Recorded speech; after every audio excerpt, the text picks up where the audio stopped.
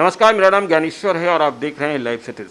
Corona की दूसरी लहर सबों को परेशान किए हुए है, लेकिन सुकून इस बात का है कि वैक्सीन आ गया है। वैक्सीन ही बचाव है, जिस तरीके से मास्क ही बचाव है।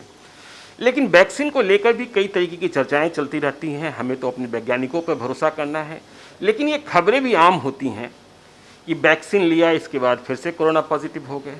अभी अभी खबर आई कि दिल्ली के बड़े अस्पताल गंगाराम हॉस्पिटल के 37 डॉक्टर्स एक साथ कोरोना पॉजिटिव हो गए, जबकि सबों ने वैक्सीन लिया हुआ था। उनमें से 5 को तो हॉस्पिटलाइज कराना पड़ा। जो 32 हैं, 32 हैं, वो होम क्वारंटाइन में हैं। तो ये चर्चाएं, और चर्चा ये भी होती है कि यदि आपका शुगर लेवल मेंटेन नहीं है, आपका ब्लड प्रेशर मेंटेन नहीं है, तो आप थोड़ा रुकिए। क्या ये सब जो मीट है, और वैक्सीन लेने के बाद ये जो हो रहा है, इससे क्या नुकसान है, या फिर वैक्सीन लेने के बाद यदि कोविड पेशेंट आप हो भी जाते हैं तब भी आपकी जान कैसे सुरक्षित है, सब कुछ बताएंगे डॉक्टर राजीव रंजन। हाँ ज्ञानेश्वर जी, अभी के लिए मैं समझता हूँ कि जितना ज्वलंत प्रश्न आपने पूछा है उससे ज़्यादा ज्वलंत दूसरा नहीं हो सकता है, क्योंकि अफवाहों का इतना ज़्यादा बाजार गर्म है वैक्सीन को लेकर, जिसकी बेइंतहा गर्म है, क्योंकि इसका आप कल्पना नहीं कर सकते हैं। मरीज जो हमारे यहाँ भी आते हैं, सबका ही कहना है कि वैक्सीन से लोग मर रहे हैं, वैक्सीन लेने के बाद भी जब इन्फेक्शन हो रहा है तो हम क्यों वैक्सीन लें। तो सबसे पहले इस तथ्य को मैं निर्मूल कर देना चाहता हूं, जो अफवाह का पहला निर्मूल कर देना, कि वैक्सीन लेने से कोई फ़ायदा नहीं है। ये गलत बात है कि ये गलत बात है। वैक्सीन लेने के फ़ायदे अनंत हैं, अनंत का। इसलिए हर व्यक्ति को, चाहे वो डायबिटिक हो, चाहे हाइपरटेंशन हो, चाहे कितना भी कोमॉर्बिडिटी क्यों न हो, उसको वैक्सीन लेना चाहिए। वैक्सीन लेना चाहिए। हाँ, कुछ खास कॉम्प्लिकेशंस हैं, जैसे मान लीजिए कि आपको रीनल फेलियर में आप हैं, चाहे कार्डियक फेलियर में हैं, उसको सबसाइड हो जाने दीजिए, तब आप लीजिए। अब आप कह रहे हैं कि अब जैसे एक वैक्सीन आपने लिया, तो एक वैक्सीन के कुछ दिनों के बाद जो शुरू में जो रिएक्शन होता है वो तो एलर्जिक रिएक्शन है। वो तो किसी चीज़ बिना, आप मल्टीविटामिन भी ले रहे हैं उससे भी एलर्जी होता है। कभी कोई भी ड्रग से एलर्जी हो सकता है, वैक्सीन से एलर्जी हो सकती है। तो और कुछ खास वैक्सीन्स जैसे कोवैक्सीन है, जिसमें इनएक्टिवेटेड वायरस होता है, उसमें एलर्जी का चांस नहीं के बराबर है। लेकिन जो वेक्टर वैक्सीन हैं, जैसे कोविशील्ड है और स्पुतनिक है, फिर जॉनसन एंड जॉनसन है, उसमें एलर्जिक चांसेस रहते हैं। बाद में तो कुछ ब्लड क्लॉट्स भी आए हैं, तो मैं बाद में आऊँगा उसमें। लेकिन अगर आपने 2 वैक्सीन के डोज ले लिए तो उसके बाद चांसेस ये है कि आप हॉस्पिटलाइज, कोई भी व्यक्ति अभी तक, जितने भी हमारे डॉक्टर बंधु भी जिनको 2 वैक्सीन ले चुके उनको कोविड हुआ, लेकिन भगवान की कृपा से या विज्ञान की कृपा से कहिए, वो अभी न किसी अस्पताल में पहुंचे हैं, न वेंटिलेटर पे हैं, न ऑक्सीजन की ज़रूरत है।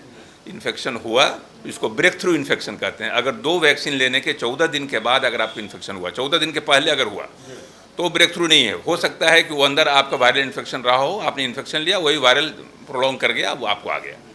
लेकिन दूसरे वैक्सीन के 14 दिन के बाद अगर फ्रेश इन्फेक्शन होता है, ये ब्रेक थ्रू इन्फेक्शन होता है। ब्रेक थ्रू इन्फेक्शन एकदम माइल्ड होता है। माइल्ड करने का मतलब कि अगर आपके अंदर एंटीबॉडी है, आपके अंदर आर्मी तैयार है, फोर्सेस तैयार है, तो वो तो जब नाक और मुंह में जो वायरस जाएगा, इधर से जो जाएगा रेस्पिरेटरी पैसेज से, तो वो तो जाएगा, वहाँ रहेगा।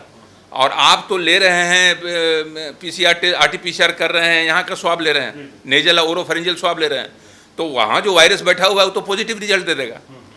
लेकिन जो अंदर की आर्मी है उसको वहाँ के नीचे नहीं जाने देगा, यानी कि लंग्स की ओर नहीं जाने देगा, एब्डोमेन की ओर नहीं जाने देगा, निमोनिया और मल्टी ऑर्गन नहीं होगा। तो जब आपको निमोनिया नहीं हो रहा है, ऑक्सीजन सेचुरेशन आपको नहीं घटा रहा है, मल्टी ऑर्गन फेलियर नहीं हो रहा है, फिर किस बात की घबराहट। तो इसलिए बिल्कुल निश्चिंत होके कि वैक्सीन लें, वैक्सीन का आनंद लें, और कभी भी इसमें हिचकने की ज़रूरत नहीं है। इस पचड़े में नहीं जाना है कि कौन से लें कौन से नहीं लें। हाँ, कॉम्प्लिकेशंस तो सब जगह है, तो इसको तो आत्मसात करना है कि अगर कोई अच्छी चीज़, अगर आप अमृत भी ले रहे हैं, हो सकता है किसी के लिए वो जहर साबित हो। तो इस बात को ध्यान में रखते हुए, अच्छा सर, वैक्सीनेशन यदि मैंने पहला वैक्सीन ले लिया, अगला वैक्सीन 28 दिनों का है, 28 दिनों के बाद लेना, इन 28 दिनों में किन चीज़ों से हमें परहेज करना है? सबसे पहले कि जब आप वैक्सीन ले लिए तो शुरू में तो आपको कॉन्शियस रहना चाहिए। कॉन्शियस रहना कि 3-4 दिन तक आपको लोकल साइट रिएक्शन होता है, एलर्जी हो सकता है, तो अगर पहले भी एलर्जी की हिस्ट्री है तो मोंटेलुकास्ट ले करके टैबलेट ले करके तब आप वैक्सीनेशन की ओर जाएं, ताकि आपको वो जो एलर्जी वाला फेज से आप बचे रह जाएं। दूसरा कि सीआरपी वैल्यू जो है उसमें भी फ़ायदेमंद होता है कि अगर वैक्सीन लेने के समय अगर सीआरपी आपका नॉर्मल है तो इसका मतलब उसके बाद का कॉम्प्लिकेशन आपको नहीं होगा। और जब कॉम्प्लिकेशन आपका नहीं है आपके 28 दिन के बीच में, तो ज़्यादा चांसेस रहता है कि शुरू में अगर 3-4 दिन आपने निकाल लिया, कोई इमीडिएट एलर्जी नहीं हुई, लोकल साइट रिएक्शन कभी कभी होता है, जहाँ पर सुई लगती है वहाँ स्वेलिंग हो सकता है, पेन हो सकता है, वो 4-5 दिन में खुद ब खुद सबसाइड कर जाता है। लेकिन सर एक सवाल, चूँकि बिहार में तो शराब बंद है, लेकिन हमारे आपके व्यूअर्स जो हैं, आपको देखने वाले दुनिया भर के लोग होते हैं, जो बिहार के लोग हैं दूसरे देश में रहते हैं, वो भी देखते हैं। तो वैक्सीन लेने के बाद एक बात कही जा रही है कि आप 28 दिनों तक कम से कम अल्कोहल को मत छूइए, ये कितनी बात है? नहीं, इसमें कोई इसका रिलेवेंस नहीं है। अच्छा, कोई प्रासंगिक नहीं है। जी। अल्कोहल का मिसयूज नहीं होना चाहिए, अल्कोहल का ओवर यूज नहीं होना चाहिए।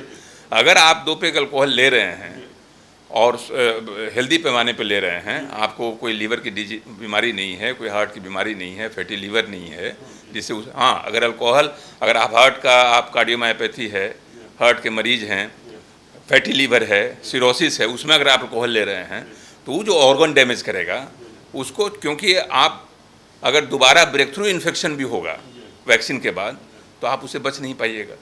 तो इसलिए अगर आप हेल्दी मैन हैं और कभी कभार मतलब ऑकेजनल अल्कोहल ले रहे हैं तो इसमें कोई अल्कोहल की वर्जना नहीं है। तो ये रही बात वैक्सीनेशन को लेकर, लेकिन बिहार में मत लीजिएगा अल्कोहल, इस बात का ध्यान रखिएगा।